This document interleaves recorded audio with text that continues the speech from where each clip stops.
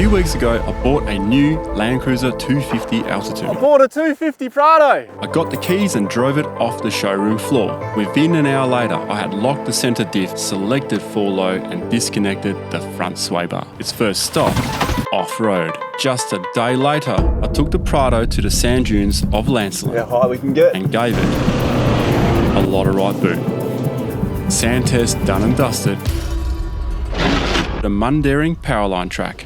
Although the test went well overall, there were some rough and tough moments for the Prado. Oh, thank goodness it held. What happened? Oh, did that dent the car? What's Ronny done here? Oh, Nelly. Oh, Oh, the car slid to the side, didn't it? I didn't actually see it. The rock actually fell back. I really hope it hasn't touched the car. Well, clearly it's touched the car. I hope it hasn't touched the bloody panel. Can I open my door or give you a hand? No. You're not getting out of there, man. What do you mean? That looks pretty conventional way of getting out of the car, Ronny. Getting distracted with this situation, What are you, Dukes of Hazzard? I've yet to conclude how the 250 handled everything so far.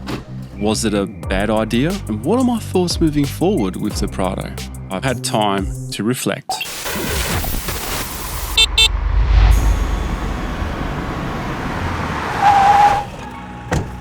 Well, the good news is, it survived. So how much was the damage bill? And what was actually broken? What are the changes that need to happen straight away? I've done some changes already. The biggest issue with the Prado and how I'm gonna fix it. What I don't like, Speaking of which, bad points. And the good points. What did I actually use in the full drive system? Last time I found the underside of the Prado quite a bit. All that contact with the rocks resulted in the skid plates looking like this.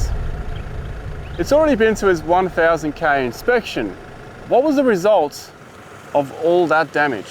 I couldn't access the workshop at Toyota, but I know a place where I can put it on a hoist. And Travis from PDP has yet to get his hands on the 250 Prado himself so he can have a look. So he's eagerly going to check it out with me and point out any bits that I may have pushed it too far or any bits that are vulnerable that I need to really look out for. We are also going to dive into the engine bay, but this is more for another time. One of my concerns is the 48 volt system. Is this going to affect how we do a house battery in the rear or 12 volt accessories?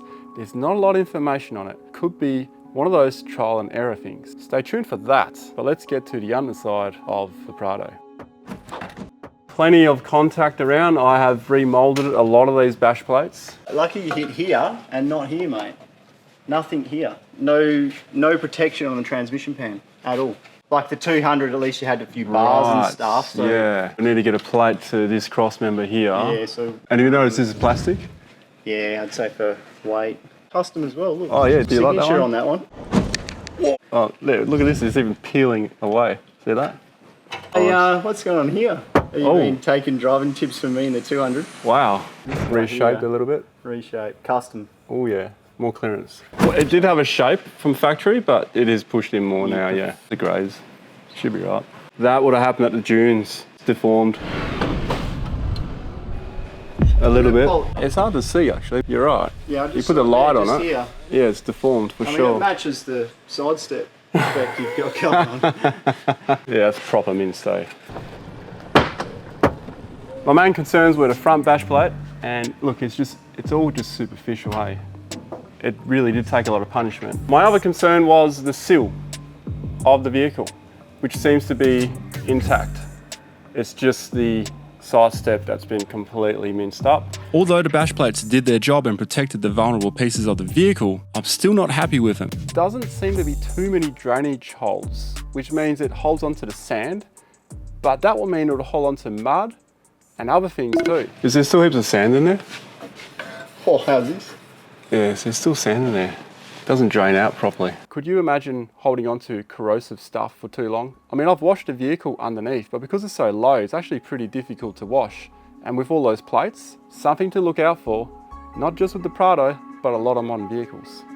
You gotta flush those plates, especially if you've been to the beach or if you've got corrosive mud, because leaving that is gonna cause issues further down the track. Figuratively speaking, further down the track, in the future. Regardless of how well a vehicle can take that kind of punishment, the ultimate problem is the clearance. Did you know they actually improved the clearance on the new 250 compared to the 150? The 150 Prado has 220mm clearance. The 250 Prado has 221mm clearance. 1 extra mil. But I'm gonna call a bit of bull. I mean, it's got more on paper.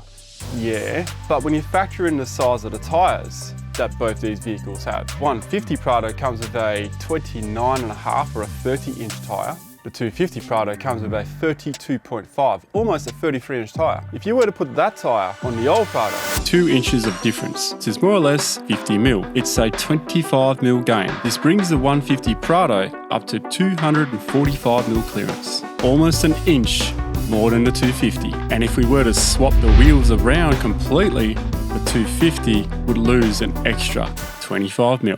the old Prado would have a lot more clearance than the 250. Oh! How do we fix it? You're likely already thinking, well, just lift the vehicle. And there are 4 ways we can do this: tires, suspension, body lift, and portals. The top 2, tires and suspension, affordable, reasonable, and reachable for most people. The body lift, yeah, it's inexpensive. Is it necessary? Don't think so. Portal axles for this vehicle, that's a fair bit of coin to spend on this car just to get a bit more clearance. Perhaps you're spending the money on the wrong car if that's the case. That answers your question there. No, I won't be putting portals on this vehicle. Let's just try with a lift and some tires. That I've already started.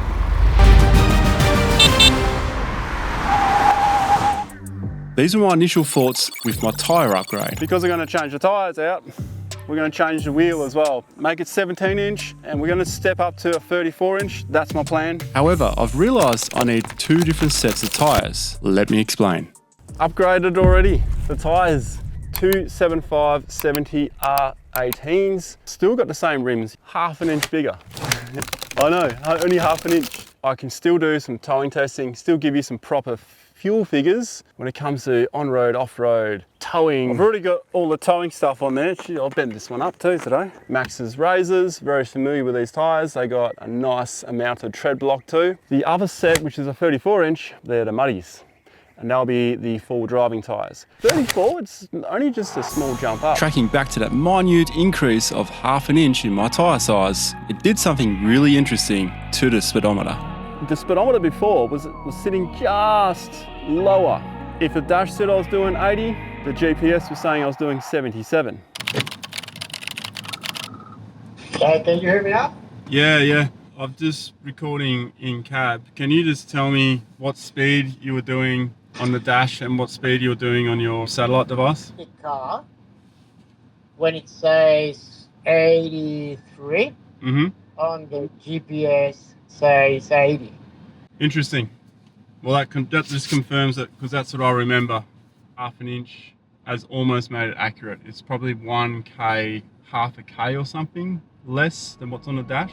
Now it is 100% spot on. So far with the new size tyre, I haven't had to remove the mud flaps or anything yet. The front mud flap seems to be fine still as well, under compression, turning and everything. With this size it does fit underneath, but a 34 will require some form of trimming somewhere. I'm gonna have to cut this or modify that bit there. It's just that bit there, move that across a bit. Lift kit, definitely gonna happen because this thing is lacking so much clearance, as we've already spoken about. Likely gonna look at a 2-inch, could maybe push to 2.5. I wanna see what those CVs do, what the angle of those CVs are gonna do, and then go from there. I'm also wondering about the sway bar disconnect.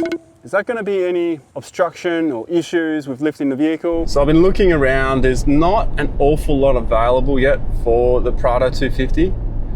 I'm going to attempt to find a GVM suspension upgrade that also lifts the vehicle, gain our clearance, increase the GVM at the same time. That is the aim.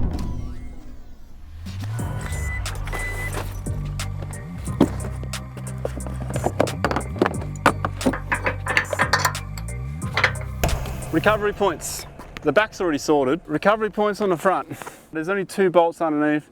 There are some tie-down hooks, but there's also what I would honestly refer to as like a towing point, but they kind of look like recovery points. There's a better look at those points I was referring to earlier. They are not recovery points. I got that confirmed. I actually reached out to Toyota and asked them. They said, do not recover off these. And I thought that was the case. Use them at own risk. And I would strongly advise against it. I've ordered 2 points from America. They will go in these exact same spots. Nothing is available in Australia yet. Everyone is behind. Come on, Aussies. Get making. The good points.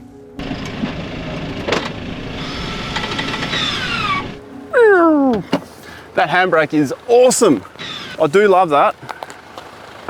How good is it having an electric handbrake? This uses the disc brakes to apply it, right? It's much like an early model car where you had the handbrake cable on the back of the caliper and it would work on a mechanical screw, clamp the brake, but now it's just electronically doing it. So obviously as you pull up, you just put it in drive, take it out of drive now, or do you actually use a button? That's all I do, yeah. It has cruise control, which means it's so easy to drive. The other thing, sway bar disconnect. It's actually better than great. Actually, no. Oh, no way. That actually is a full disconnect. No, I'm jealous. Being able to hit things and being way more comfortable, I kind of thought this was going to be a gimmick. It's actually really good. Now I know this is really positive right now, but there are some bad points and we'll get to those. If you want to come out here in four-wheel drive in this environment and have the aircon seat and all that stuff, this can do it. But it does have its limitations. Speaking of which, bad points. Clearance of this vehicle sucks. They should have given this vehicle a lift like they do with the Hilux Rogue. That gets lifted. Why not this? This is the altitude, man. You got the sway bar disconnect, you got a rear locker, it's not lifted. Why? It's very touchy on the accelerator. On the sand, that's fine. But out here, you really got to get used to driving it. It took me nearly all day to get my throttle control down pat. Whoa, surging forward, very touchy when I'm going forward because I feel like it's in sports mode when it's in low range. You can't change to eco, normal or sport. It's just whatever it is. Like I was saying on the sand, it's not power on tap, it's power bursting out of the pipes and the pedal is so touchy. The 150 Prado had this size wheels. 17 inch, that's a good size. You don't want to go too much bigger than that. I'm pleased this is coming with 17 inch rims. With off-roading, it's all about a smaller wheel and bigger tyre. Why do we have 18s? Why? I'd scratch my Prado. Why is it beeping at me? I didn't do anything. I just got out of the car.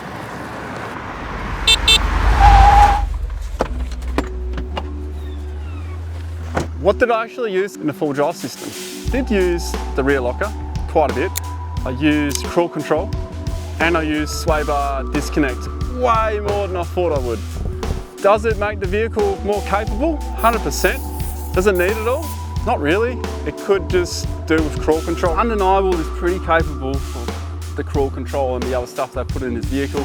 Now I do believe some of the other models have that as well, but they don't have a rear diff locker. So why would you have both? I've been asking myself that question. Well, if you want more control and you want to have the fun, it's the rear locker you engage. If you want the vehicle to take care of everything, cruise control it is. It definitely still needs cruise control going downhill because it's the only thing that's going to slow it down. And it works really well for that, really well. But it makes it much more fun to drive when you have the rear locker and sway bar disconnect. At the end of the day, this vehicle was designed more for the city, but it definitely can off-road. There's no denying I took the 250 Prado to a place that most people never would do. But to be honest, most people would never take any four-wheel drive to these places. Only a minority.